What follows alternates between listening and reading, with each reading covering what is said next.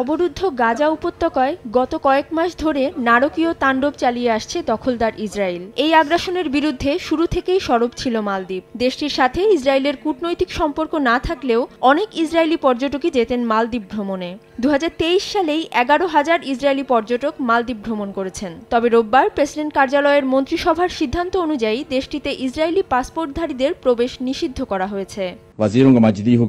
Israeli পাসপোর্টে মালদ্বীপে প্রবেশে নিষিদ্ধ করার বিষয়ে আইনে প্রয়োজনীয় সংশোধন আনার সিদ্ধান্তে মন্ত্রিসভা উপনীত হয়েছেন। এতে অ্যাটর্নি জেনারেল ইসরায়েলি পাসপোর্ট নিষিদ্ধ করার জন্য আইন সংশোধনের সুপারিশ করেছেন, যেটি ইসরায়েলি পাসপোর্ট নিষিদ্ধ করার দ্রুততম উপায় এবং সেই হিসেবে মন্ত্রীদের নিয়ে একটি বিশেষ উপকমিটি করা হয়েছে।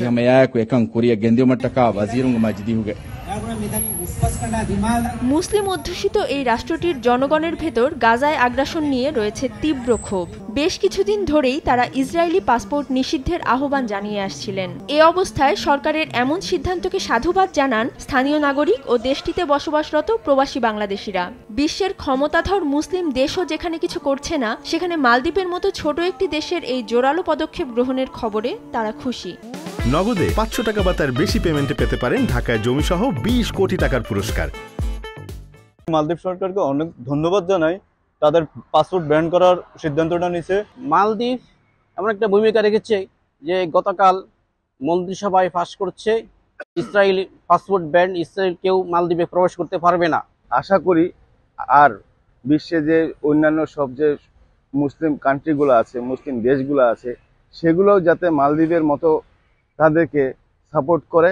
এই নিষেধাজ্ঞার তড়িৎ প্রতিক্রিয়া জানিয়েছে তেল আবিব। ইসরায়েলের পররাষ্ট্র মন্ত্রণালয়ের মুখপাত্র মালদ্বীপে থাকা ইসরায়েলিদের ফিরে যাওয়ার আহ্বান জানিয়েছেন। তারা কোনো কারণে সমস্যায় পড়লে সহায়তা করা নেতানিয়াহু সরকারের পক্ষে সম্ভব হবে না বলেও জানানো হয়। শুধু মালদ্বীপ নয়, বাংলাদেশ, পাকিস্তান, ইরান, ইরাক সহ এখন পর্যন্ত বিশ্বের 12টি দেশে ইসরায়েলিদের প্রবেশাধিকারী নিষেধাজ্ঞা জারি রয়েছে। সময় সংবাদ, মালদ্বীপ।